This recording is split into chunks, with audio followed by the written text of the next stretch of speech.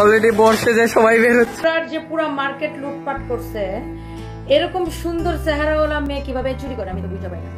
চোরগুলাকে সবগুলাকে বের করে করে দেখাবো। আমাদের ইনভেস্টিগেশন টিম কাজ করতেছে, আমাদের কাছে ভিডিও আছে, প্রত্যেকে ধরা পড়বে, প্রত্যেকে তারা ধরা পড়বে। এবার ডাকাতি হয়ে গেল সানবেজ বাই তনির শোরুম। সরকার পতনের ফলে দেশের বিভিন্ন জায়গায় ডাকাতির পরিমাণ বেড়ে গিয়েছে।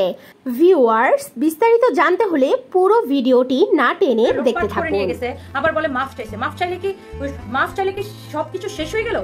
সম্প্রতি পুরো দেশে এবং ঢাকাতে আতঙ্কে বসবাস করছেন পুরো দেশবাসী। থেকে রাত পুরো সময় জুড়েই চলছে ডাকাতি। সব মানুষই আতঙ্কে রয়েছে, থেকে বয়স্ক, মহিলা থেকে পুরুষ সবাই একসঙ্গে ডাকাতিতে নেমেছে। সেনাবাহিনী মাঠে নেমেছে এদেরকে দমনের জন্য।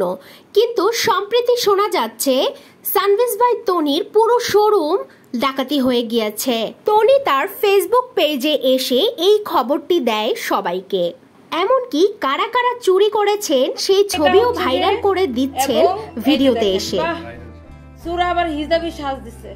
দেশের বিভিন্ন জায়গায় বেশ কয়েকটি শোরুম রয়েছে সানবেজ বাই তনির। এমনকি কয়েকদিন আগেই বিশাল একটি ধাক্কা খেয়ে উঠেছেন ভোক্তা অধিকার থেকে।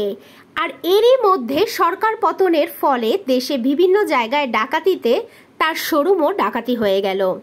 শুধু ডাকাতি করেই ক্ষান্ত হননি, শোরুমটি পুরো লন্ডভন্ড করে দিয়েছে, ভেঙে চুরমার করে দিয়েছে, যাতে লক্ষ লক্ষ টাকার ক্ষতির সম্মুখীন হতে হয়েছে এই তনির। বর্তমানে তিনি তার শোরুমের সমস্ত সিসি ক্যামেরা থেকে বের করে করে সব ইনভেস্টিগেশনের জন্য পাঠাচ্ছে।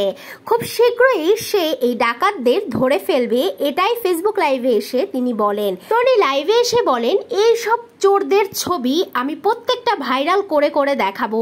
এমনকি লাইভে এসে একটি মেয়ের ছবি দেখিয়ে বলেন, এরকম সুশীল হিজাব পরা মেয়েও চুরি করতে পারে, দেখে রাখুন একে।